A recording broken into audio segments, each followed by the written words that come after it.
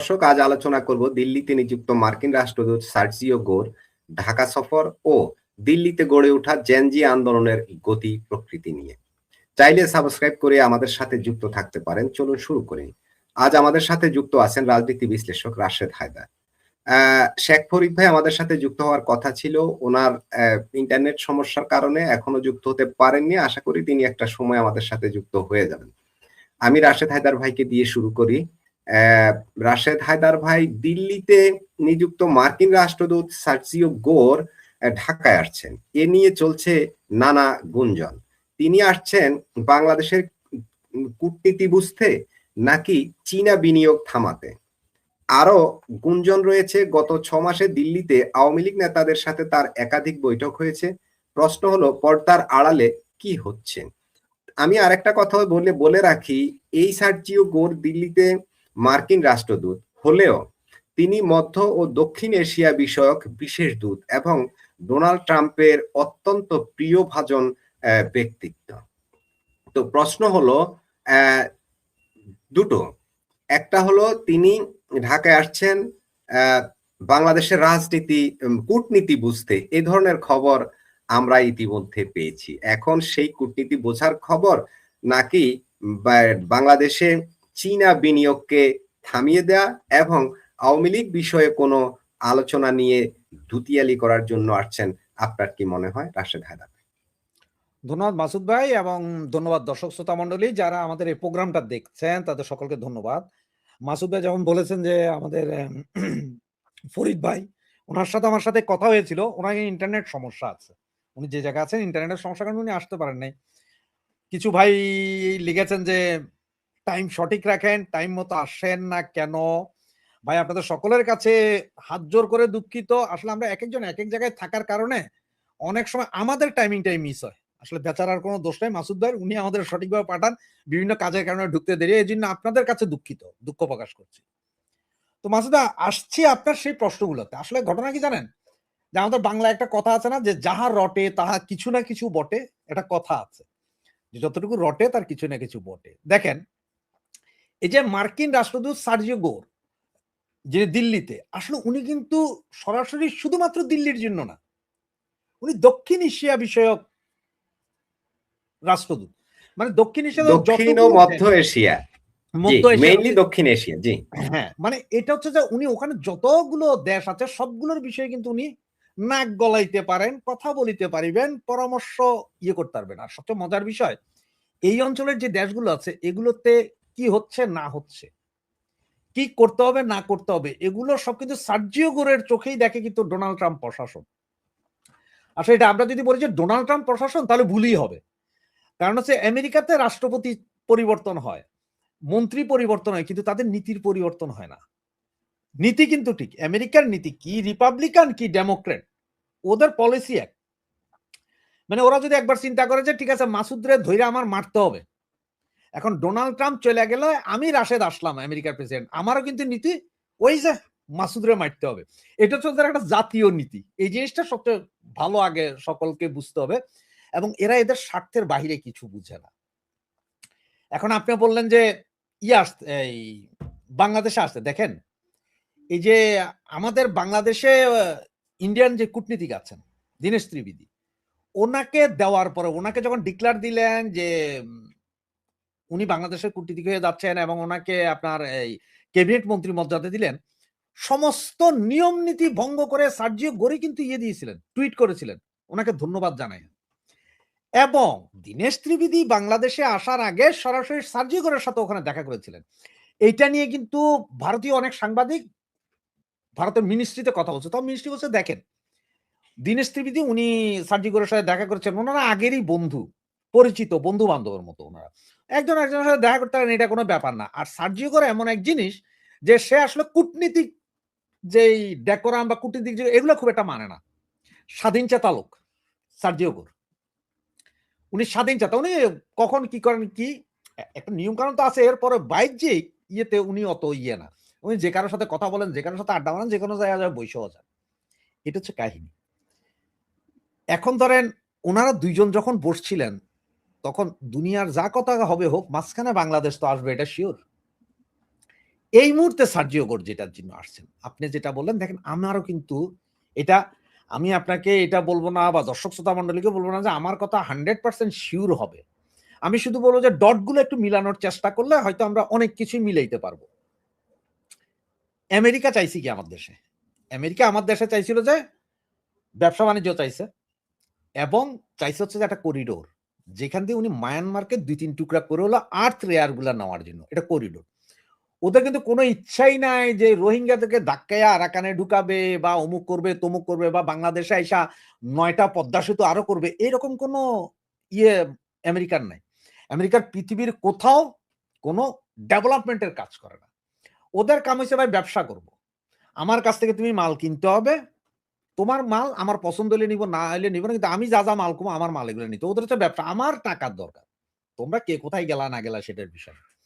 এখন ওরা যখন করিডোর চাইছে তখন আমাদের সেনাপ্রধান সহ অনেকে বলছে ব্লাডি করিডোর অমুক তমুক বহু কথা বলছে। একটু স্তিমিত হয়ে গেছে। এরপরও নির্বাচনের ৩ দিন আগে বাণিজ্য চুক্তি মুক্তি কইরাতে একাকার কইরা ফেলাইছে।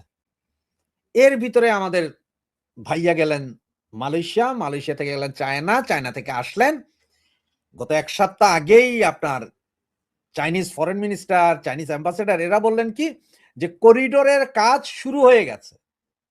ভাই করিডোরের কাজ ওই যে যেটা ইকোনমিক করিডোর বলতেছে ওরা বাংলাদেশ, তারপরে মায়ানমার হয়ে ইয়ে পর্যন্ত যাবে। কি বলে কুনমিং আপনার পর্যন্ত যাবে। কুমিং পর্যন্ত যাবে। এই করিডোরটা। আর আপনারা বলতে পারেন, "কই ভাই আমি তো বাংলাদেশে দেখতেছি না রেডি তো না ভাই।" এটা হয়তো শুরু হয়ে গেছে চায়না থেকে। ওরা বলে ফেলছে মানে হয়ে গেছে যে এখানে। আর চায়না এমন এক জিনিস যে তারা যদি বলে যে এটা হবে বা হচ্ছে, হইতেছে, তার মানে হচ্ছে ওদের কাছে পয়সা আছে, শ্রমিক আছে, সব আছে। ওরা করতে পারে। ওরা যেই কাম সারা পৃথিবীর একটা যেমন আপনার বাংলাদেশে বলেন কেন, ধরেন আমি ইউরোপেও দেখছি একটা ১০ তলা বিল্ডিং তুলতে লাগে আমার এখানে ৬ মাস এইখানে। চায়না কিন্তু এটা কিন্তু ১ মাসের ভেতরে কমপ্লিট করে দিয়া দেয়, ছেড়ে দেয়। তো চায়না পারে। ওদের আছেও প্রযুক্তি সবকিছু আছে। এইটা বলার পরে কিন্তু শুরু হয়ে গেছে কি? আপনার এতদিন ওই যে ওরে করিডোর দিবেন না কিন্তু এরা যখন করিডোর দিবেন এখন হইল কি জানেন? আমেরিকান সিআইএ তো আগেই অ্যাক্টিভ ছিল বাংলাদেশে। মোসাদ অ্যাক্টিভ ছিল হয়তো হালকা পাতলা কিন্তু ওরাও অ্যাক্টিভ হয়ে গেল। র হালকা পাতলা যাই ছিল অ্যাক্টিভ হয়ে গেল। চাইনিজরা তো অ্যাক্টিভ আছেই। আর সিআইএ তো এখন আরো দ্বিগুণ শক্তিতে। কারণ কি? চায়নারে করিডোর দিবেন, চায়না দিয়ে ইকোনমি জোন কিনবেন। আর আমেরিকা, আমি আমেরিকা যারা আপনাদের থেকে সবচেয়ে বেশি মাল নেই, যাদের সাথে আপনার বিজনেসের যে ইয়ে আছে সেটাই আছে $২০-৩০ বিলিয়ন ডলারের উপরে। আমারে আপনি করিডোর দিলেন না। আর যে চায়না থেকে আপনি খালি ইম্পোর্ট করেন, পাঠাইতারেন, এক্সপোর্ট করতারেন না। সেই চায়নারে করিডোর দিতেছেন এটা তো হবে না।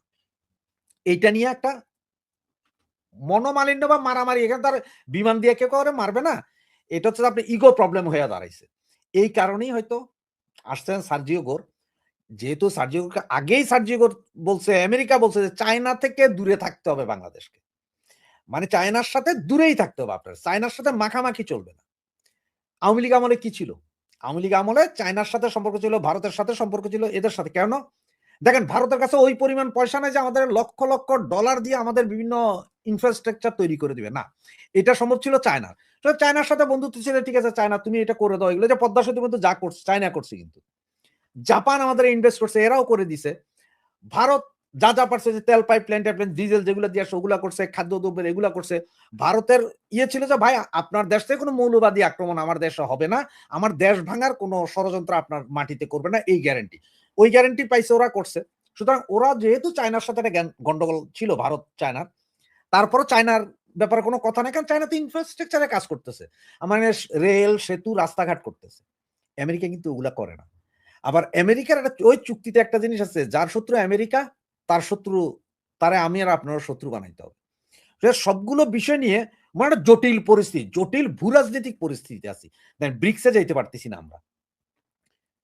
এইদিকে চায়না, ভারত এবং চায়নার মধ্যে একটা সম্পর্ক মোটামুটি ওদের মধ্যে গলে গেছে। কারণ ওরা জানে চায়নার ভারতেরও দরকার। আর ভারতেরও চায়নার দরকার।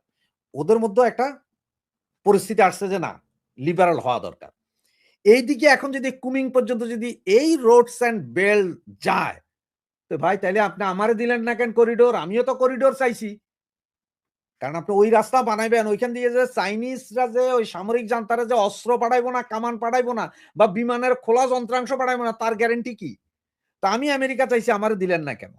আপনার চায়নার সাথে বেশি মাখামাখি। এইসব গুলাই হবে, এবং হয়তো সরকারকে থ্রেটও করতে পারে। কারণ ওরা তো থ্রেট করতে তো আর আপনার সেকেন্ড দেরি করে না এখন। কারণ এটা আর আওয়ামী লীগ সরকার না যে কাজের বেটি মর্জিনা, অমুক তমুক হাঁস এটা রাখতে। এরা তো ভয়ে আছে। দেখেন না, কয়েকদিন আগে আমির খসরু মাহমুদ চৌধুরীর বাসায় গেছেন। এই ওয়ার্ল্ড কাপ শুরু হওয়ার পরে। আমাদের দেশের যে আমেরিকান রাষ্ট্র, উনি আমির খসরু চৌধুরী মাহমুদের বাসায় গেছেন, অর্থমন্ত্রী। সেইখানে বসে তিনি আমাদের প্রধানমন্ত্রীকে ডেকেছেন এবং প্রধানমন্ত্রী যেতে বাধ্য হয়েছেন আমির খসরু মাহমুদ চৌধুরীর বাসায়। কথা বলতে বাধ্য হয়েছেন।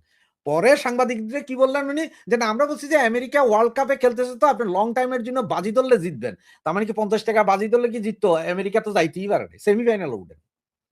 কথা কিন্তু ওরা ওইটা, কিন্তু ওরা যা করার করে দিয়ে গেছে। কারণ আমেরিকার রাষ্ট্রদূতরা যেকোনো সময় যে কারো কাছে যায়, এটা আগের মতো সেই সময় নাই। আওয়ামী লীগ সরকারের সময় ছিল যে তুমি একটা সচিব পর্যায়ের লোক, বেটা তুমি আমার কাছ থেকে অ্যাপয়েন্টমেন্ট নিয়া কথা কইতে হইব। ওরা আমাদের অ্যাপয়েন্টমেন্ট নেওয়ার জন্য দৌড়তো। আর এখন আমরা, ওরা যেখানে বলে, চায়ের দোকানে বললে সেখানেও দৌড়ে যায়। সুতরাং পরিস্থিতি সম্ভবত অনেক খারাপ। দেখেন কি হয়। উনি আসুক, সার্জিগর আসার পরে তো আরো অনেক কিছু ক্লিয়ার হবে। তবে এই যে কথাগুলো বললাম, এগুলো যদি একটু স্মরণে রাখেন, অনেক কিছুতে নিজেরাই মিলাইতে পারবেন। ধন্যবাদ মাসুদ ভাই। রাশেদ হায়দার ভাই, একটা বিষয় একটু বাদ পড়ে গেল, সেটা হচ্ছে যেটা ছিল আহ, গত 6 মাসে, যেটা আমরা বিভিন্ন মিডিয়াতে দেখেছি। 6 মাসে দিল্লিতে আওয়ামী লীগ নেতাদের সাথে সার্জিও গোরের একাধিক বৈঠক হয়েছে। পর্দার আড়ালে কি কোনো কিছু হচ্ছে? এর মধ্যে শোনা গেছে যে দীনেশ দ্বিবেদীর সাথেও সার্জিও গোর বৈঠক করবেন ঢাকায়। রাশেদ হায়দার, সংক্ষেপে 2-1 মিনিটে। জি। মাসুদ ভাই, আপনাকে ওইটা তো আমি প্রথমে এই কথাটার জবাবটা প্রথমেই দিলাম যে যাহা রটে তাহা কিছু না কিছু বটে। স্বাধীন কোন সূত্র থেকে কিন্তু এটা যাচাই করা যায় নাই যে এই আমেরিকার সার্জিও গোর আপনার দিল্লিতে বা কলকাতাতে এদের সাথে দেখা করছেন, বৈঠক করছেন, এটা কিন্তু স্বাধীনভাবে যাচাই করা যায় নাই। কারণ হচ্ছে এমন এমন কিছু জিনিস আছে যেটা তো আপনি বলতে পারবেন না। এই যে ধরেন ২৪ জুলাই আগস্টের সময় বিভিন্ন জন বিভিন্ন রাষ্ট্রদূতদের সাথে বৈঠক করছে না, বাসায় বসেও বৈঠক করছে। এগুলোর কোনো সিসিটিভি ফুটেজকে আজ পর্যন্ত কেউ দেখাইতে পারছে? বা কোথাও প্রমাণ সহ বলতে পারছে? বলতে পারে নাই। ঘটনা সত্য কিন্তু প্রমাণ নাই। সেইম ওইটা যে উনাদের সাথে তো ঘটনা সত্য প্রমাণ নাই, বৈঠক করতে পারেন। তার কারণ হচ্ছে কি জানেন? আমেরিকার মাথায় আবার একটা জিনিস, যত যাই কিছু হোক, ওরা কিন্তু মৌলবাদরে প্রচন্ড ভয় পায়। মৌলবাদী এইটাকে তাদের প্রচন্ড ভয়। আর যার কারণে তারা দেখতেছে যে বাংলাদেশে গত ৬ মাস না, গত ২৪ পরে মৌলবাদের যে উত্থান, তারা একসময় চেষ্টা করছিল জামাত আসবে, ইউরোপিয়ান ইউনিয়নের চেষ্টা করছে, কিন্তু তাদের উত্থান দেখে পরে বলছে না রে বাবা, এটা বিপদ হয়ে দাঁড়াবে, এই বিপদ থেকে রক্ষা পাবে না। সুতরাং ওরা এখনো দেখতেছে অবস্থান। সুতরাং আর মৌলবাদের উত্থান যদি হয়, বাংলাদেশে তো কোনো ইনভেস্ট আসবে না, এটা আমেরিকাও ভালো জানে। যদি ইনভেস্ট বাংলাদেশে ঠিক মতো না আসে, তাহলে আমেরিকা খাবে কেমনে বাংলাদেশ? সব বিষয়াদি চিন্তা করেই হয়তো এগুলো নিয়ে আলোচনা হবে। আওয়ামী লীগরে ফিরাইয়ে আমেরিকা না, সারা ওয়ার্ল্ডে আওয়ামী লীগরে ফিরাইয়ে আনবে। কারণ কি জানেন? সবার মাথায় একটা জিনিস ঢুকে গেছে, ভ্যাকুয়াম যদি থাকে, ৬০% লোক, আমি একদম এক্সাম্পল ধরলাম যে বাংলাদেশের ১০০% মধ্যে ৪০% অনলি আওয়ামী লীগ, আর বাকি ৬০% লোক বিরোধী দল। সবাই আওয়ামী লীগের বিরোধিতা করতেছে যে আওয়ামী লীগ আসবে না। এরপর ওই ৪০% এর দখলের জন্য যখন মৌলবাদীদের আরো উত্থান হইতে থাকবে, অন্য দেশের মধ্যে ভয় যে না, এই ৪০% এবার খালি ছেড়ে যাওয়া যাবে না, আওয়ামী লীগের বসাও বাবা। এরা ক্ষমতায় যাক আর না যাক, এরা থাকলে অন্তত একটা জিনিস গ্যারান্টি থাকবে যে মৌলবাদের উত্থান হইতে পারবে না। ভ্যাকুয়াম তো নাই আর তখন। এখন তো ভ্যাকুয়াম পিরিয়ড। বাতাস ঢুকবে নাকি গাছপালা ঢুকবে? এই জন্যই এগুলো হইতে পারে। তবে জি, ঘটনা রাশেদ হায়দার ভাই, রাশেদ হায়দার ভাই, আজকে যেহেতু অনেক সমস্যা, ফরিদ ভাই এখনো যুক্ত হতে পারেননি, আপনারও তাড়া আছে, যেহেতু টাইম নষ্ট হয়ে গেল প্রথম দিকে, আমার এখানে বিদ্যুৎ নেই, আমরা আলোচনা সংক্ষিপ্ত করব। আমি অন্য একটা বিষয় নিয়ে যাই, যেটা খুবই চাঞ্চল্যকর, আর বাংলাদেশে ব্যাপকভাবে এই এই খবরটি প্রচার হচ্ছে, যেটা দিল্লির। দিল্লি এখন জেনজি প্রজন্মের তরুণ তরুণীদের নজিরবিহীন প্রতিবাদ বিক্ষোভে রীতিমতো উত্তাল। প্রায় 1 মাস ধরে শিক্ষা ব্যবস্থার সংস্কার আর কেন্দ্রীয় শিক্ষামন্ত্রী ধর্মেন্দ্র প্রধানের পদত্যাগের দাবিতে ককরোচ জনতা পার্টি বা সিজেপির নেতৃত্বে দিল্লির একেবারে কেন্দ্রে যে বিক্ষোভ সমাবেশ চলছে, তা সোমবার মানে গত 20 জুলাই থেকে বিরাট এক সরকার বিরোধী বিক্ষোভে রূপ নিয়েছে। গতকাল লাঠিচার্জ আর কাঁদানি গ্যাস প্রয়োগ করেও পুলিশ তাদের সরাতে পারেনি। মূলত তরুণ প্রজন্ম এই বিক্ষোভ সমাবেশের উদ্যোক্তা হলেও তাদের এই আন্দোলন এখন রূপ নিয়েছে আরো ব্যাপক আন্দোলনে। দেশটির প্রধান বিরোধী দল কংগ্রেস এছাড়াও সমাজবাদী পার্টি এই আন্দোলনে সামিল হয়েছে। গতকাল প্রধানমন্ত্রী নরেন্দ্র মোদীর বাসভবনের বাইরে একই দাবিতে বিক্ষোভরত কংগ্রেস নেতা রাহুল গান্ধী, প্রিয়াঙ্কা গান্ধী, সমাজবাদী পার্টির সভাপতি অখিলেশ যাদবকে পুলিশ ধরে নিয়ে গেছে। এখন প্রশ্ন হচ্ছে, মোদী সরকার কতটা চাপে আছে? আপনার কি মনে হয় জেনজিদের আন্দোলন কতটা আগাতে পারবে, যেখানে বিরোধী দলগুলো ধীরে ধীরে কিন্তু এদের সাথে যুক্ত হয়ে পড়ছে? রাশেদ হায়দার ভাই, আমি কিছু ফুটেজও দেখাবো, আপনি আলোচনা করুন। মাসুদ ভাই, জেনজির যে আন্দোলনটা হচ্ছে, আপনি প্রথমে মনে করেন যে ককরোচ পার্টি, 1 ঘন্টায় ককরোচ পার্টির উৎপত্তি এবং 24 ঘন্টায় 1 মিলিয়ন সাপোর্টার। এবং আপনি যে ফুটেজগুলো দেখাচ্ছেন, এগুলো ধরেন কালকে সারাদিন, আজকেও আমরা দেখছি বিভিন্ন জায়গায় ফুটেজ দিল্লি কেন্দ্রিক। আপনার ঠিক খেয়াল আছে কিনা জানি না, বেশ কিছুদিন আগে আন্না হাজারির একটা আন্দোলন করছিল। প্রায় 2.5 মাস না খাইয়া না দেয়া হাজার হাজার মানুষ আন্দোলন করছিল দিল্লিতে। ওইটাও কিছু করতে পারে নাই। এবং এইটাতে সোনিয়া গান্ধী, রাহুল গান্ধী এরা যেকোনো আন্দোলনে ওই নায়ক নায়িকাদের অবস্থানও দেখেন ঠিক বাংলাদেশের 24 আন্দোলন। 24 আন্দোলন একটা সেম ক্যাটাগরি। নেপালের এইটা, শ্রীলঙ্কার একই সেম। তো ভারত তো আগে থেকেই বাকিগুলা দেখে শিখে ফেলছে না যে কোথায় কি হইতে পারে, কারা কারা করতে পারে, এটা তো ভারত শিখে আছে। আর ভারতের বর্তমান যে সরকার, এই পার্টি কিন্তু আবার ডেঞ্জারাস। ওদের কিন্তু ব্যাপক জনসমর্থন আছে এবং মেকানিজম গুলো জানে। সর্বোচ্চ কি হতে পারে জানেন, এই আন্দোলনে হয়তো শিক্ষামন্ত্রীর পদত্যাগ করা ফেলবে সরকার, যে পদত্যাগ করে ঠিক আছে, বসবে। কিন্তু যে এটার মূল নেতা, যে এই ককরোচ পার্টির যে মূল নেতা, সে কিন্তু আমেরিকাতে থাকা সেই লোক, দীর্ঘদিন আমেরিকা, সেই ওখান থেকে বৈশাখ খুলছে। এইটা খুইলা আসলে এখানে তো এইখানেও $1,000 কোটি বিনিয়োগ হয়েছে, $1,000 কোটি এখানেও বিনিয়োগ হয়েছে। যে নায়ক নায়িকা বা রাহুল গান্ধী, অমুক গান্ধী, তমুক গান্ধী যারা আসতেছে, এরা সব মাল খাওয়া। মানে এটাও কি ডিপ স্টেটের খেলা? আপনার কি মনে হয় ওইটাই, যেটা জর্জ সরস কিন্তু অনেক আগে এটাও বলেছেন যে ভারতেও সে ঘটাবে যেটা বাংলাদেশে ঘটিয়েছে। এখন ঘটনা হচ্ছে কি, এরা সবাই কিন্তু আমার যতটুকু মনে হয় এইখানে যে ফেল করবে। কারণ হচ্ছে ইন্ডিয়া বৃহৎ গণতান্ত্রিক দেশ, ওদের এখানে নির্বাচনেই সরকার চেঞ্জ হয়, নির্বাচন ছাড়া হয় না। এবং সবগুলো নির্বাচনে কেউ বলতে পারবে না যে এটা ওই যে রাইতের ভোট দিনে হয়েছে, এরকম হয় না। ওদের ভোটে হয়, সব ভোটে হয়। আর যারা আছে ওরা যে আবার কখন কোন ঘটনা অন্যদিকে কোনটা লাগাইয়া সবগুলারে বিপদে পড়ে, এটাও কইতে পারবেন না। আবার আজকে সকালে যদি কিছু ফুটেজ দেখেন যে ওখানে কালকে সারা রাত ধরে যারা সাপ্লাই নিয়ে পড়ছে, তাদের সবাই উঠা ভাগছে সকাল থেকে। রাশেদ হায়দার ভাই, মডেলটা অনেকটা বাংলাদেশের মতো, যেটা দেখলাম যে সেখানে বাংলাদেশ, নেপাল এবং শ্রীলঙ্কার মতো। জি, ওখানে দেখা গেল যে সাধারণ কিছু মানুষ আবার ওদেরকে পানি দিচ্ছে, এটা দিচ্ছে, সেটা দিচ্ছে, এরকম দৃশ্য কিন্তু দেখা গেছে। অনেকটা ওই একই মডেল, একই নাটক, একই সিনেমা, একই দৃশ্য বা একই বাস্তবতা সেখানেও কিন্তু প্রতিস্থাপিত হচ্ছে বলে মনে হচ্ছে। জানি না কতদূর যেতে পারবে। আপনার আলোচনা থেকে কতদূর জানা যায় আমরা সেটা দেখি। এটা মনে হচ্ছে না খুব একটা বেশি দূর যাবো। যে আপনার বলছে আন্না হাজারার একটা ধর্মঘট চলছিল আরো কয়েক বছর আগে, ওই যে আপনার কিসের বিরুদ্ধে জানি, আন্না হাজারার টুপি মুপি দিয়া বিশাল, এবং আন্না হাজারা একসময় একটা স্টেট পুরো নিয়ন্ত্রণ করছিল। অতটুকু এটা যাইতে পারবে বলে মনে হয় না। কারণ কি জানেন, এখানে তো প্রমিনেন্ট কোন রাজনীতিবিদ যারা বুঝে এরকম কেউ নাই। রাহুল গান্ধী, সোনিয়া গান্ধী আসছে, সমর্থন দিতেছে আমরা, কারণ ওরা তো হচ্ছে যে রাহুল গান্ধী, সোনিয়া গান্ধী যে কোনো উপায়ে হোক একটা কিছুতে ঢুকে আমরা ক্ষমতা, ঠিক আমার দেশের জামাতের মতন এদের অবস্থা। কারণ নরেন্দ্র মোদীদের যে পার্টি, এই পার্টির সাথে কেউ টিকতেছে না, জায়গায় জায়গায় তারা জয় জয়কার। এই জন্যই বলছি। আর মিডিয়া, সবচেয়ে মজার বিষয় কি জানেন, ভারতের 100% মিডিয়াকে এখনো কাভার দিতে পারে নাই। মিডিয়া আউটলেট কাভার দিতে পারে, বাংলাদেশে তো সব মিডিয়াওয়ালারা বেচা হয়ে গেছিল তখন, ওরকম কাভার দিতে পারে নাই। আর কাভার দিতে পারে নাই, সুতরাং দেখেন, কারণ হচ্ছে এই ধরনের আন্দোলন এর আগেও ভারতে বেশ কয়েকবার হয়েছে, কাজ হয় নাই। ওই যে বললাম, একটাই হইতে পারে, হয়তো পদত্যাগ করাই দিবে, কারে, শিক্ষামন্ত্রীর পদত্যাগ করাই দিতে পারে, আরো 2-1টা মিনিস্টারের পদত্যাগ করাই দিতে পারে।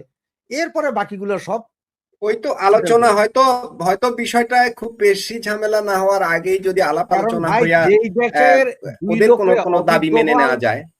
অজিত দোভাল আর ওই আরেকজন যে আছে, এই চার রত্নরে যেখানে সারা পৃথিবীর দেশগুলো তটস্থ, তারা তাদের দেশের এই গ্যাঞ্জামে তারা ঠিকই বাইর করে যে কে কোথায় কি করিতেছ, কাকের মতন হয়তো তুইলেও নিয়ে যাবে গা, বলতেও পারবো না। ওই যে এখনই আজকে কিছুক্ষণ আগেও দেখলাম যে রাহুল গান্ধী এবং ইয়ের ব্যাপারে লিখতেছে যে এরা কেউ তো জি ইন্দিরা রাশেদ গান্ধী হায়দার ভাই, আমরা একটা কমেন্ট নেই, যেহেতু আমরা আজকের আলোচনাটা দীর্ঘায়িত করব না, একটা কমেন্টও নেই। জি একজন কমেন্ট করলেন, এই আন্দোলন একেবারেই আঞ্চলিক, এর কোনো প্রভাব সারা দেশে নেই। মানে পুরো ভারতবর্ষে এর কোনো না না, প্রভাব এটা নেই, ওই যে শুধুমাত্র দিল্লিতে কিছু দিল্লিতে মানুষ জড়ো হয়ে এটা করছে। জি বা 140 কোটির দেশ, দিল্লির যে কোনো আপনার ঢাকা শহরের গুলিস্তান বা যে কোনো রাস্তায় তো একটা পাত মারলো ভাই 5,000 লোক হয়ে যায়। তো দিল্লিতে তো এমনি মানুষ কিলবিল করে লক্ষ লক্ষ, এগুলো সবগুলো নিয়ে আসছে আসো। আর ওই যে রাস্তায় রাস্তায় ফুটপাতে মুটপাতে কিছু শুয়ে থাকে না ভাই, দিল্লি কেন আমাদের ইউরোপও তো হোমলেস আছে না, তো দিল্লিতে আরো বেশি আছে, বাংলাদেশে আরো বেশি আছে। এদের সবাই রেখে যে তোমরা আহো, খানা আর পানি চলেগা, সব গেছে গা রাস্তায় নেমবা। নাহলে আপনি কিছু কিছু ছবি দেখেন, এইসব ছেলে পেলে বা এদের এদের স্টুডেন্ট মনে হয় না, এরা কেউ স্টুডেন্ট না। স্টুডেন্টের মধ্যে সারা ভারতবর্ষের স্টুডেন্ট নামতো, তা নামলো না কেন, শুধু দিল্লি কেন্দ্রিক। এইটা হচ্ছে যে ভাই এই আন্দোলন আমার মনে হয় না আর কি, এটা দেখবেন হয়তো 5-7 দিন চলবে, আরো এরপর আস্তে চুপ হয়ে যাবো। এমন কোন একটা চাল দিয়া দিবে, এক চালে কাজ। জি রাশেদ হায়দার ভাই, একজন বললেন 12 বছরে 44 বার চেষ্টা করেছে মোদিকে সরানোর। নানাভাবে চেষ্টা হয়েছে, আপনার আলোচনায় বললেন আন্না হাজারের কথা। আরেকটা দেখি আমরা, উনি কি বলেছেন, যারা এই আন্দোলন শুরু করেছিল তাদের মধ্যেই ভাঙ্গন হয়ে গেছে। এবার সে মিডিয়ায় এসে এই আন্দোলনের বিরুদ্ধে কথা বলছে, মানে ওই আন্দোলনকারীদের ভিতরেই নানা গ্রুপ হয়ে গেছে, এরকম উনি বোঝাতে চেয়েছেন। দর্শকের মতটা কিন্তু মানে সরেজমিনে যেই ফল, সেটা কিন্তু দর্শকের কমেন্ট থেকে বোঝা যায়। এই যে এখন যত কমেন্ট হচ্ছে, এই কমেন্ট গুলো থেকে আমরা ওখানকার মানুষের সেন্টিমেন্ট অনুধাবন করতে পারবো, যে কতজন এই আন্দোলনের পক্ষে কমেন্ট করছে আর কতজন এই আন্দোলনের বিপক্ষে কমেন্ট করছে। এই আন্দোলনের পক্ষে খুব একটা কমেন্ট আমি এ যাবত আমার চোখে পড়েনি। আরেকজন বললেন, রাষ্ট্রবিরোধী কোনো আন্দোলন ভারতের জনগণ মেনে নেবে না, এই আন্দোলনে জেনজি নেই, আছে ডিপ স্টেটের ফান্ডিং এবং তাদের খেলা, এই খেলায় ভারতকে অস্থিতিশীল করা হলো লক্ষ্য। রাশেদ হায়দার ভাই কি বলবেন? এটাই উনি যেটা লেখছেন, এইটাই তো আপনাদের এতক্ষণ বুঝাইতে যাচ্ছে যে এখানে জেনজি পাবেন না। এখানে যদি ভিডিওগুলো খেয়াল করেন, ফুটপাতের কিছু হোমলেস লোকজনরে দেখবেন। এবং এই যে জেএনজি আন্দোলন বা অমুক আন্দোলন, তোমার কিসের জন্য এদের যেটা, এটা আপনারা তো বললাম যে আজকে কিছু কিছু লোক যেটা লিখতে খুব নাম করা লোক, ওরা লিখতেছে এই যে রাহুল গান্ধী তারা গেছে, ওদের সরাসরি জিজ্ঞেস করতেছে যে তোমরা তো ইন্দিরা গান্ধীর রক্তের না বা মহাত্মা গান্ধীর রক্ত না, মাইয়ার ঘরের নাতি, তুমি তো আর গোষ্ঠী না। সোজা হিসাব, যে বাংলা হিসাব যেটা, মেয়ের ঘরের নাতি তো আর গোষ্ঠী না। এগুলা লেখা বরবাদ করে দিচ্ছে দেখলাম। মানে এটা বিশাল অংশ। আরো যে বললাম মিডিয়া, সব মিডিয়া আপনার ফোরকাস্ট দিতেছে, মিডিয়া ফোরকাস্ট দিতে যেগুলো পিড়াইতেছে এগুলারে। আর শুধুমাত্র ভাই দিল্লিতে আন্দোলন করে লাভ হবে না। ওই যে আগেও বলছে আপনি ডিপ স্টেটের পয়সাতে এসে এগুলো করছে, সেই পয়সা ওই যে দেখবেন অজিত দোভাল তারা এমন চাল চালবে যে এক চালেই যাইব গা। ভাই বামদের ইন্ধন, এই চিঙ্কু বাম আর রিঙ্কু বাম, এদের ইন্ধন সারা পৃথিবীর সব জায়গায়। এদের ঘটনা যে চায়নাতে বৃষ্টি পড়লে এরা দিল্লি বা ঢাকাতে বৈশা ছাতি মেলা ধরে যে চায়নাতে তো বৃষ্টি পড়তেছে বা রাশিয়াতে বৃষ্টি পড়তেছে। কারণ এরা ওই যে খুব বুদ্ধি, ভালো বলতে পারে, ভালো বক্তা, ভালো কথা বলতে পারে, চিঙ্কু বাম রিঙ্কু বাম, এরা যে কোনো জায়গায় জমাইতে পারে, কিন্তু এরা শেষ দিতে পারে না। আপনার ঘরে যখন রং করবেন, রং মিস্ত্রি আমারও দেন, আমিও করিয়া দিব, কিন্তু আমি ফিনিশিং দিতে পারবো না। চিঙ্কু বামদের অবস্থা হচ্ছে এইটা। 21 মিলিয়ন নাকি 21,000 মিলিয়ন সেটা হচ্ছে অন্য কথা। এই আন্দোলন এখন না, এই আন্দোলন আরো আগ থেকে তৈরি হইতেছিল। তো ভারত মাঝখান দিয়া করছে কি, ইসরায়েলের সাথে একটা সম্পর্ক বিল্ড আপ করছে। ইসরায়েলের সাথে কি জানি গত 2-3 মাস আগেই। এখন দেখবেন ইসরায়েলের সাথে ঠিক হয়ে যাবে, ওই জর্জ সরোসের ওগুলো সব চলে যাবে। আর আমেরিকা, এটা হচ্ছে যে আমেরিকা হচ্ছে যে ভারতকে যদি অস্থিতিশীল রাখা যায়, চায়নাকে ধাক্কানো যায়, তার হচ্ছে যে ভাই আমাদের এই দিকের ব্যবসাগুলোর দরকার। বঙ্গোপসাগরের দিকে যাতে খালি উনি চোখ দেয়, কেউ যাতে এগুলো নিয়ে কথা না বলে, এটা হচ্ছে মূল কাহিনী। পাইকাদের আমেরিকার দরকার, কারণ ইরানের সাথে এত বড় বর্ডার, আফগানিস্তানের সাথে বর্ডার। রাশেদ হায়দার ভাই, বাংলাদেশের সোশ্যাল মিডিয়া কোথাও কোথাও মেইনস্ট্রিম মিডিয়াতেও আমি দেখলাম যে নরেন্দ্র মোদী গতকাল আমাকে একজনে বললো যে ভাই মোদী নাকি ইন্ডিয়া ছেড়ে পালিয়ে গেছে। কিন্তু ইন্ডিয়া ছেড়ে কোথায় পালিয়ে যাবে? এত বড় ইন্ডিয়া, ইন্ডিয়া থেকে পালাতে হয়? না, এটা বাংলাদেশের সোশ্যাল মিডিয়াতে দেখছি, হ্যাঁ নরেন্দ্র মোদী ইন্ডিয়া থেকে পালিয়ে যাচ্ছে, একবার দৌড়ে পালাইতেছে, এরকম ছবি টবি অনেকগুলো দেখছি। তা আমি অনেক জায়গায় লিখছি, হ্যাঁ উনি পালাইয়া গেছেন আর ডাক্তার ইউনূস আসতেছে ভারতের রাষ্ট্রপতি হওয়ার জন্য, ডাক্তার ইউনূস আসছেন, ইউনূস সাহেব বসবেন ওখানে। না, আমাদের দেশে এই ঢোল তবলা পিটানোর কারণ কি? মানে এত ভারতে কোন সরকার আসলো, কোন সরকার গেল, এইখানে এত ঢোল তবলা পিটানোর ভাইয়া উদ্দেশ্য? আমাদের দেশে যখন মমতা ব্যানার্জি যখন হাইরা যাবে মনে হয়, তখন আমাদের দেশে কত হাই উতাস চিন্তা করছিলেন? হয়ারাজ ওই যে আমাদের কি দেশে বলছে দেখেন, কমেন্টে বলছে মজার বিষয় হলো বাংলাদেশের জামাত এই আন্দোলনকে সমর্থন করেছে। তা তো অবশ্যই, কারণ হচ্ছে যে এরা বাংলাদেশ পন্থী বলে জমাত বা মৌলবাদীরা। হয়তো যে মমতার কারণে যে আমাদের তিস্তা চুক্তি হয় না এটা ভুলা যায়, এইটার ব্যাপারে কোনো কথা কয় না, তখন মমতারে কেউ গালি দেয় না। মমতা হাইরা গেছে পরে তাদের যত, কারণ হচ্ছে যত দুর্নীতির যত পয়সায় জামাত, এদিকে জামাত ওইদিকে মমতা পার্টি, এই দুইটা মিলাই করতো। হুন্ডি হুন্ডি ইন্ডিয়া থেকে হুন্ডি একটু কঠিন, কিন্তু বাংলাদেশ থেকে হুন্ডি অ্যাভেলেবেল, এরা যাইতো আসতো, এই টাকা যাইতো। তো এরা এখন আন্দোলন এগুলো করবে, কারণ এদের মাথায় ঢুকে গেছে কি জানেন, এ বঙ্গু মোমেনদের বলি, এদের মাথায় ঢুকে গেছে মোদি মনে হয় শেখ হাসিনারে রাখছে, মোদি না হলে শেখ হাসিনার বউ আগে ওরা টাইনে আনতো। কিন্তু এরা ভুলে গেছে যে ওই আমেরিকার কথা কইছিলাম যে সরকার পাল্টাবে নীতি পাল্টাবে না, ঠিক শেখ হাসিনার ব্যাপারও মোদি যাইয়া গদি আসতে পারে, আরো কিছু আইতে পারে, কিন্তু শেখ হাসিনার ব্যাপারে ভারতের সিদ্ধান্ত একটাই থাকবে, ওদেরও ডিপ্লোমেসি আপনাদের মতন চেঞ্জ হয় না। রাশেদ হায়দার ভাই আপনাকে একটু স্মরণ করাই, নরেন্দ্র মোদী যখন প্রথমবার ক্ষমতায় আসছে, প্রথমবার, তখন বাংলাদেশ থেকে সর্বপ্রথম শুভেচ্ছা বার্তা পাঠিয়েছে বাংলাদেশের জামাতে ইসলাম। তারা ভেবেছিল যদি নরেন্দ্র মোদী ক্ষমতায় আসে, বিজেপির সরকার, তাহলে ভারতের কূটনীতি অনেক চেঞ্জ হয়ে যাবে, তারা এখানে বেশ সুবিধা করতে পারবে, এমনটা ভেবেছিল। কিন্তু বাস্তবতা কি হলো, এই ভারতের যেটা বলেন ভারতের বেলায় সেটা আরো অনেক গুণ বেশি হার্ড। চায়নারও ঠিক সেম, তাদের সরকার বদল হলেও পররাষ্ট্র নীতি চুল পরিমাণ বদলায় না, যেটা একটু আগেও আপনি বলছেন। এটা ওরা ফল পায়নি। এখন সেই নরেন্দ্র মোদীর বিপক্ষেই তারা এখান থেকে সোশ্যাল মিডিয়ায় কিছুটা আলাপ আলোচনা করছে, এমনটা লক্ষ্য করা যায়। যে একটু আগে একজন কমেন্ট করলেন। জি, রাশেদ হায়দার ভাই।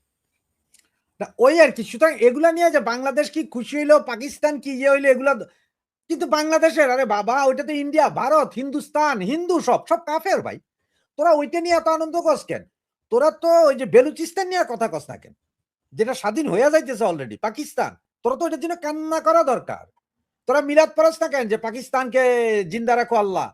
তোরা ভারত নিয়ে চিন্তা করে লাভ নাই আমার হিসাবে। তোমরা যাও বাবারা, বেলুচিস্তান যাচ্ছে, পিউকে চলে যাচ্ছে, গিরগিট বালুচিস্তান চলে যাচ্ছে, সেখানে যা মুনাজাত ধরো, ওরা চলে যাচ্ছে। তোমরা এখানে নরেন্দ্র মোদী চিন্তা না করে ওখানে তোমাদের এই শেহবাজ শরীফ, ফিল্ড মার্শালের কথা চিন্তা করতে থাকো, এছাড়া কোনো উপায় নেই। তোমরাও যত ভারত নিয়ে চিন্তা করে লাভ নাই। ভারতে কি হবে ভাই, নরেন্দ্র মোদী যাইলে যে আসবে ওই বেটাও হিন্দু, তোমার মুসলমান আসবে ওখানে? হ্যাঁ, রাশেদ হায়দার ভাই একজন হুট করে একটা প্রশ্ন করলেন, রাষ্ট্রপতি কি বদলাচ্ছে? সম্ভবত বাংলাদেশের রাষ্ট্রপতির কথা বলছেন। ভাই ঘটনা কি হচ্ছে মনে যে হয়? বাংলাদেশে অবস্থিত ৩ জন পিরানে পীর খলিফাতুল মুজাহিদ আছেন। একজন হচ্ছে পিনাকি হযরত মাওলানা পিনাকি রাদিয়াল্লাহু তাআলা আনহু, একজন হচ্ছে ইলিয়াস রাদিয়াল্লাহু তাআলা আনহু, আর একজন হচ্ছে কনক সরোয়ার রাদিয়াল্লাহু তাআলা আনহু। তো ৩ দিন আগে আপনার এই কি বলে এটারে, ইলিয়াস রাদিয়াল্লাহু তাআলা আনহু উনি ঘোষণা দিলেন যে আওয়ামী লীগ ডিসেম্বরে ফিরছেন, এটা উনি জানেন, শিওর করলেন। এরপরে পিনাকি রাদিয়াল্লাহু তাআলা আনহু বলেছেন যে ওনার ষষ্ঠ ইন্দ্রিয় ওনাকে বলেছেন যে আওয়ামী লীগ ফিরছেনই। আর কনক সরোয়ার তো আগেই বলেছে। তো সেই কনক সরোয়ারই আজকে ঘন্টা ৫-৬ আগে উনি ঘোষণা দিলেন যে রাষ্ট্রপতি চেঞ্জ হচ্ছেন। আসছেন কে সেখানে? ওই যে আপনার ইয়ে আছে না মন্ত্রী পরিষদের সচিব নসিমুল গনি। নসিমুল গনি হিজবুত তাহরীর, উনি নাকি রাষ্ট্রপতি হচ্ছেন। কথাটা কিন্তু আমার কাছে একটু মজাই লাগছে, খারাপ লাগে নাই। আমি 100% বিশ্বাস না করলেও আমি 90% বিশ্বাস করছি। কেন জানেন? তারেক যে ঈদের নামাজ পড়ছেন রাষ্ট্রপতির সাথে, রাষ্ট্রপতির বাসায় ওনার মেয়েকে নিয়ে গেছেন, এগুলো সব ঠিক ছিল। হঠাৎ করে যখন মালয়েশিয়া, চায়না ঘুরলেন না, ঘুরে আসেন, এরপরে আর রাষ্ট্রপতির কাছে যান নাই, যেটা ব্রিফিং দিতে হয়। কোনো প্রেস ব্রিফিংও নাই, কোনো কথাবার্তা নাই, মানে কে কোথায় আছে আসলে এটাও নাই। আবার যদ্দূর খবর পেলাম যে সরকার চাইতেছে যে উনি যাতে পদত্যাগ করে চলে যান শারীরিক অসুস্থতার কারণে, কারণ সংসদ এখন 2 মাস স্থগিত থাকবে। ইমপিচমেন্ট করা এখন সম্ভব না, যদি ইমপিচমেন্ট করতে লাগবে। তো এগুলা কইরা ওনারা চাচ্ছেন যে রাষ্ট্রপতি নিজেই স্যার আমি চলে যাচ্ছি এই সেই বলে যাক গা। তার কারণ কি জানেন? আমরা এর আগে অনেকগুলো কনটেন্ট আমি নিজে করেছি, মাসুদ ভাই এখানে এসেও বলেছি। রাষ্ট্রপতি কিন্তু এর আগে যখন চিকিৎসার জন্য লন্ডনে আসছিলেন তখনই বলেছিলাম যে রাষ্ট্রপতির পুরো পরিবারের জন্য ৭ বেডরুমের একটি অ্যাপার্টমেন্ট তো না, এটা একটা বাগান বাড়ি আছে এখানে লন্ডনে। বাগান বাড়ি। সে বাড়িতে উঠবেন এবং চিকিৎসার সময় সেই বাড়িতেই ছিলেন। উনি হয়তো ওই যে ওখান থেকে দিয়ে পরিবার সহ চলে আসবেন। এটা হইতে পারে। জি আমার ধারণা 90% কারণ যেহেতু ওই যে আপনার হযরতরা বলছে আরকি। আমারও মনে জি হয় রাশেদ হায়দার ভাই, বাংলাদেশ থেকে আরেকটা কমেন্ট আছে, সেটা হচ্ছে 2-1 দিনের মধ্যেই মোদি ইসরায়েলে পালাবে। রাশেদ হায়দার ভাই, ভারতের 22টা রাজ্য বিজেপির এই সরকার, তো পুরো 22 ভারতের কোন রাজ্যে দিল্লি ছাড়া আর কোথাও এই আন্দোলনের নামগন্ধও নেই। এই এই যে মন্তব্যগুলো, এই মন্তব্যগুলো আপনি কিভাবে দেখেন? এখন ঘটনা হচ্ছে কি জানেন? ওই যে আমি একটা কথা সবসময় বলি যে প্রত্যেক ক্রিয়ার সমান এবং বিপরীতমুখী প্রতিক্রিয়া আছে। এখন আমার বঙ্গু ভাইয়েরা এই প্রতিক্রিয়া দেখাইতে, দেখাইতে সব জায়গায় এমন ক্রিয়া কইরা বসে যে ওনাদের রতিক্রিয়াই সম্পূর্ণ হইয়া যায়। তো স্বপ্ন দেখা ভালো ভাইয়া, স্বপ্ন দেখা খারাপ না। আপনারা স্বপ্ন দেখতে থাকেন। দেখেন কি হয়, আমরাও দেখি। যদি মোদি ইসরাইল পালায় তাহলে তো ভালো। আর যদি ইসরাইল না পালায়া যদি আপনার ঘরে পালায়, তাইলে কি করবেন আবার? এখন ঘটা হচ্ছে মোদি পালাবে না আপনারা ঘর ছেড়া পালাবেন সেটা ভাবেন আপনারা। নিজেরটা চিন্তা করেন, আরেকজনটা চিন্তা করে লাভ নাই। কারণ ওই যে হাগলে টিস্যু পেপার নিজের পাছায় দিতে হয়, আরেকজনের পাছায় দিয়া লাভ নাই। যে আপনি এটা চিন্তা করে দেখেন। রাশেদ হায়দার ভাই, আরেকজন বলল জামাতিরা খুশি হওয়ার কারণ হচ্ছে মোদির পরাজয় হলে শেখ হাসিনা আর দেশে আসতে পারবে না। আসলে কি তাই? না, উনারা তো জবাবটা দিলাম যে ভারত, আমেরিকা, চায়না এদের নেতা পাল্টায়, নীতি পাল্টায় না। পররাষ্ট্র নীতি এদের পাল্টায় না। সুতরাং উনি এতবার বলার পরও যদি উনি না বুঝেন, তাহলে তো বলার কিছু নাই। তার মানে কি উনার কথা মতো তার মানে কি শেখ হাসিনা দেশে আসবে বলছে এইজন্য উনারা যাইতেছে আন্দোলন করতে? আমার তো মনে হয় তাহলে এখানে অনেক বাংলাদেশী পাওয়া যাবে এই আন্দোলনের ভিতরে। ভাই আমার ভারতীয় দর্শক যারা আছেন তারা একটু খোঁজ দেন, খোঁজ দেন। এখানে মনে হয় কোনো মৌলবাদী ওই যে ভিসা ছাড়ছেন না, এই মৌলবাদীরা হয়তো ঢুকছে। এদেরে মারেন, ধইরা মারেন। এছাড়া কোনো উপায় নাই। মাইরা গিরাগারা ভাইঙ্গা দেন। জি রাশেদ হায়দার ভাই, অনেক কমেন্ট। আমাদের ফরিদ ভাই যুক্ত হলে আরো মজা হতো, আলোচনাটা আরো অনেক প্রাণবন্ত হয়ে যাইতো। যাই তারপরেও আমরা দর্শকদের যেই কমেন্ট দেখলাম, দর্শকরা আমাদের উম, মোটামুটি তাদের অনুভূতি যেটা দর্শকের, সেটা একদম ক্লিয়ার যে ভারতে আসলে কিছুই হচ্ছে না।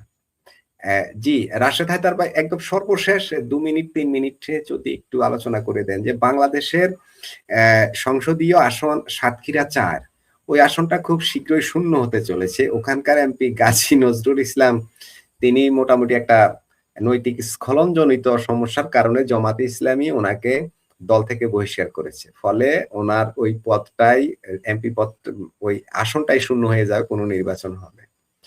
এই যে নৈতিক স্খলন জনিত কারণে জামাতে ইসলাম তার একজন এমপিকে বহিষ্কার পর্যন্ত করে দিয়েছেন দল থেকে।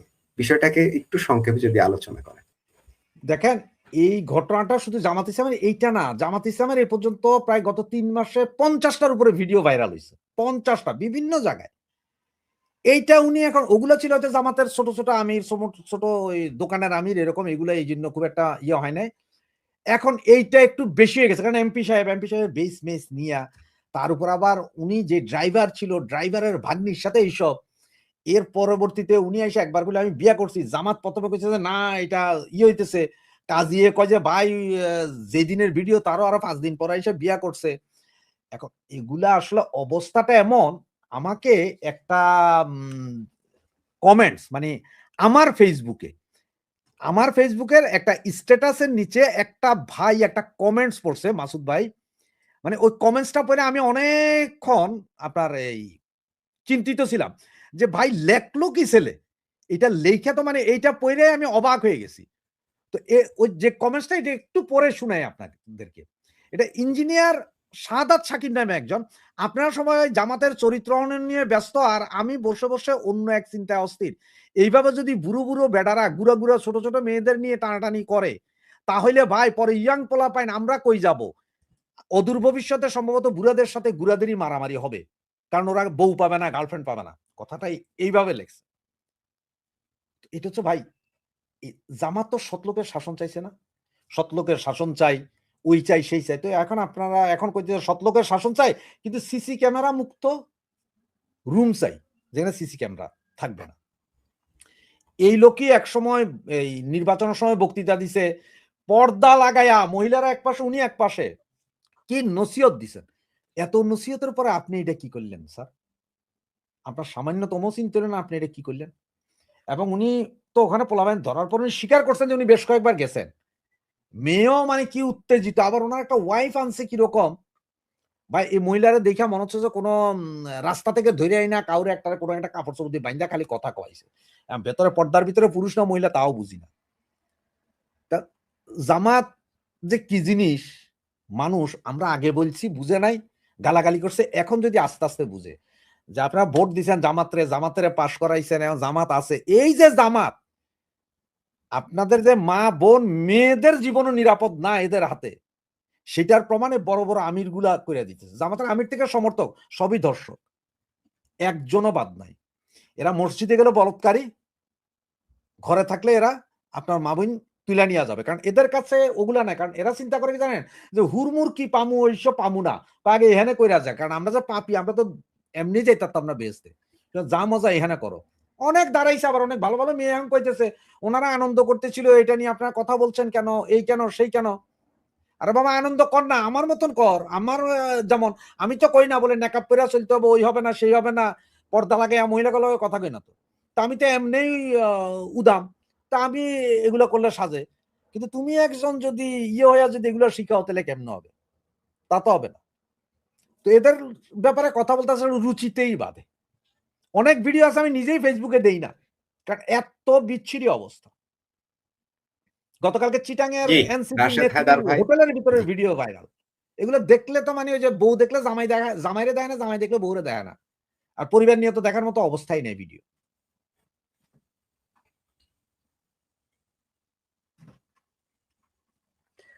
জি, রাশেদ হায়দার ভাই, আমরা শেষ করব মাসুদ ভাই, আজকের আলোচনাটা, আমি যেহেতু মনে হয় আমাদের একটা জি। ভাই অনেকবার করছেন। তো আমি ওনাকে একটু বলি, এটা সম্ভবত তাহলে আম এই দুটো কমেন্টের জবাব দেন। এই যে আরেক এইটা দেন, আমি ওটা বের করি। এই কমেন্টটার একটা তো জবাব ভালো দেন। হ্যাঁ, রাশেদ একটা হায়দার তো ভাইয়ের এইটা আর কাছে হ্যাঁ, আমার মাসুদ ভাই প্রশ্ন। আপনি এখন যেটা দিছেন জি, তার ঠিক একটা নিচে আরেকটা কমেন্টস আছে যে রাশেদ মাসুদ হ্যাঁ, আপনার কাছে ওইটা পাঠান। আমি আমি বুঝতে পারছি আপনি কোন কমেন্টটা এটা লিখছে খুঁজছেন। রাশেদ আমি ভাইয়ের বুঝতে কাছে আমার পারছি। একটা ওইটা প্রশ্ন, অনেকবার ওই বাংলাদেশের কমেন্টটা করা প্রধানমন্ত্রী হয়েছে। ওই যাওয়ার পর কমেন্টটাও আমি নিচ্ছি। লুট হয়েছে তার কি কোনো এটাও আমি নিচ্ছি। মানে আমি প্রধানমন্ত্রী যাওয়ার পরে বাংলাদেশের যে পরিমাণ লুট হয়েছে, তারা কি আদৌ দেশপ্রেমিক? মানে শেখ হাসিনার পতনের পরে যে লুটপাটটা হয়েছে এই বিষয়ে তিনি জানতেছেন তারা কি দেশপ্রেমিক? আমি তাদের ব্যাপারে দু বোন এক মিনিট আপনার যদি একটা কথা বলি, বলেন। প্রধানমন্ত্রী যাওয়ার পরে লুটপাটের শিরোমণি হচ্ছে ডাক্তার ইউনূস। তিনি দেশপ্রেমিক কিনা এই প্রশ্নটা। তো উনার ব্যাপারে বললে বাকিটা আপনারা বুঝা যাবেন। এখন ঘটনাটা হচ্ছে যে এরকম আপনার ধরেন সন্তান আপনারে আপনার হাসব্যান্ডে খাওয়ায় না, কিন্তু উনি বাইরে যায় লক্ষ টাকা খরচ করে বলে যে আমি দেখো কত দিলদরিয়া। কেউ যদি তারে জিগায় যে তুমি এত দিলদরিয়া মানুষেরে খাওয়াও, তোমার বাপ মা রাস্তায় ঘুমায় কা, তখন জবাব দিতে পারবো না। এই ডাক্তার ইউনূস গত ৩০ বছর তার বাবা মা মরে গেছে যে ওই কবরে যাই একটু যে পরিষ্কার করবো, একটু দোয়া করবো, সেইটাই করে না। আসলে তার দেশে কি দিব? যেই বেটা নিজের দেশটাই বেচা দিছে, এই যে জোব্রাগ্রাম বেচা দিয়া গ্রামীণ ব্যাংক কইরা নোবেল, সে গোটা দেশ বেচছে, তার কাছে কিসের দেশপ্রেম? আর বাকি যেগুলো আছে ওগুলো তো জামাতি। এই যে হাসনাত সার্জিস মার্জিস যা আছে এগুলো তো সবই তো জামাতি। জামাত কি কোনোদিন দেশপ্রেমিক? জামাত কি বাংলাদেশ চাইছিল? মৌলবাদীরা বাংলাদেশ চায়? ওরা তো চায় না। শুধু ওদের কাছে কি দেশপ্রেম আশা করেন আপনি? যারা দেশকেই ভালোবাসতে পারে নাই তাদের কাছে আবার দেশপ্রেম আশা করছেন? না, এটা ঠিক না আপা। আর আরেক ভাই জি, বলছেন যে রাশেদ বাংলাদেশের হায়দার লোকজন ভাই। বোকা কিনা। হ্যাঁ, লোকগুলো হ্যাঁ, এত বোকা কেন? বোকা কেন? আমি একজন ভারতীয় নাগরিক, এই ব্যাপারে কিছু বলেন। কি যেন একটা নাম্বার দেখলাম, আপনার উদ্দেশ্যে বলছি। জি, ভাই রাশেদ হায়দার। এই সবচেয়ে বড় কথা হচ্ছে কি জানেন? এই বাংলাদেশের লোকজন বোকা না। আসলে বোকা হচ্ছেন যে আপনি, বোকা হচ্ছেন যে আমি, বোকা হচ্ছি যে মাসুদ ভাই। ওরা তো একটা ফিলোসফিতে চলে ভাই। ওদের ফিলোসফিটা কি জানেন? ওদের ফিলোসফিটা হচ্ছে যে একদিন এই ভারতবর্ষ পুরাটা আপনার ওই যে এদরগানের রাষ্ট্র হবে। মানে এদরগানদের এদের আগে কি জানি একটা ছিল না? ওই কাটিং এর হবে। মানে সারা ভারতবর্ষ এখানে আপনার মুসলিম হবে। কারণ ওরা কোথায় জানি পড়ছে গাজবাতুল হিন্দ হবে। এখন ওই আজ থেকে ১৫,০০০ বছর আগে হিন্দ শব্দটা ছিল কিনা আমার সন্দেহ আছে। এই গাজবাতুল হিন্দ হবে। সুতরাং ওরা তো ফিলোসফিতে আছে। এখন যখন ফিলোসফি যখন এটাই বুঝছে, ওর বাইরে আর ওরা যাইতে পারে না। আমার এক বন্ধু ছিল, আমি তখন অনেক আগের কথা বলতে, আমি একটা দোকান করতাম। এটা ২০ ফিট বাই ২০ ফিট একটা দোকান, ডিপার্টমেন্টাল স্টোর খুব চল ছিল। তো আমার ওই ফ্রেন্ড আইসা মাঝে মধ্যে কইতো, কয়ে দোস্ত তুমি ১০/১০ এর রুমে থাকতে, থাকতে তোমার মাথাও ১০/১০ হয়ে গেছে। তো বললাম কেন দোস্ত? কয় যে দেখো তুমি সেই তখনও গোল্ড খাইতে এখনো গোল্ড খাও। মানে দোকানদারি করার আগেও গোল্ড খাইতাম এখনো খাই। তো আমি কি তাতে কি? কয় যে আমরা দেখো আগে গোল্ড খাইতাম এখন বাংলা ফাইট খাই। কিন্তু ওই হে সবসময় কইতো ১০/১০। তো বাংলাদেশের যারা আছে না, ওরা এই মৌলবাদী এই স্বপ্ন দেখতে, দেখতে এই স্বপ্ন দেখতে, দেখতেই তারা ভাই বলে, না তাদের বোকা বইলেন না ভাই। ওরা বোকা না। ওরা বোকার চেয়ে উপরে যদি আরো কিছু থাকে সেটা বলতে পারে না আরকি। ও মহাবোকা বা মহামানব এরকমই কিছু বলতে পারে। এদের চিন্তা চেতনা যা তার বাইরে এরা যাবে কিভাবে? যাইতে হবে তো। এরা তো এর বাইরে বুঝে না। এরা ধরেন কেউ যদি ওই রাজশাহী থাকে, তারা জীবনে কোনদিন ঢাকায় আসে নাই ওই জাতের পাবলিক। মানে ঢাকা শহরের শাপলা চত্বর কোন দিক দিয়ে কোন রোড আছে এইটাই বলতে পারবে না তারা। কিন্তু বইসা, বইসা আপনার ওই যে ২ লাইন লেখতে পারে। তো এটা নিয়ে মনে কষ্ট জি, নিয়েন না ভাই। রাশেদ ভাই। জি, রাশেদ হায়দার ভাই, আমরা শেষ করব। আপনি যুক্ত হয়েছেন, সময় দিয়েছেন, আপনার প্রতি কৃতজ্ঞতা, এবং অনেক দর্শক যারা এতক্ষণ লাইক, কমেন্ট, শেয়ার করেছেন, সাবস্ক্রাইব করেছেন, আপনাদের প্রতি অনেক প্রীতি ও ভালোবাসা। দর্শক, আজকের আলোচনা আমরা এখানেই শেষ করব। আমাদের ফরিদ ভাই আসার কথা ছিল, তিনি শেষ পর্যন্ত আসতে পারেননি। এজন্য আমরা দুঃখিত। দর্শক, দেখা হবে পরবর্তী লাইভে। সে পর্যন্ত সবাই ভালো থাকুন।